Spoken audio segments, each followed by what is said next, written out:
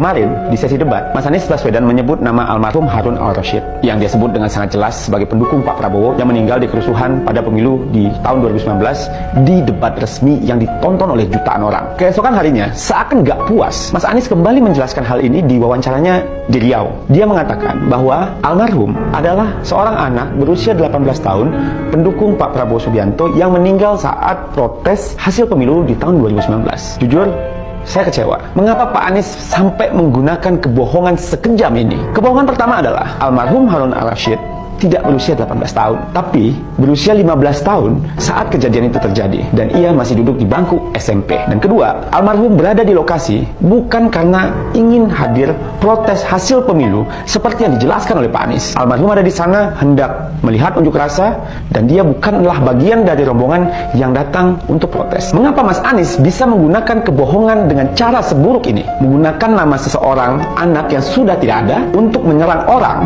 yang selama ini menaruh badannya untuk Mas Anies, orang yang mengulurkan tangannya untuk Mas Anies, orang yang Mas Anies bilang merupakan seseorang yang paling berjasa untuk Mas Anies. 5 tahun lalu Mas Anies bilang Pak Prabowo adalah orang yang paling sering dikhianati, dan dia tidak ingin menambah daftar orang yang mengkhianati Pak Prabowo. Tapi hari ini Pak Anies menggunakan nama seseorang yang sudah tidak ada, membungkus nama itu dengan kebohongan, lalu mempermalukan Pak Prabowo di depan jutaan orang.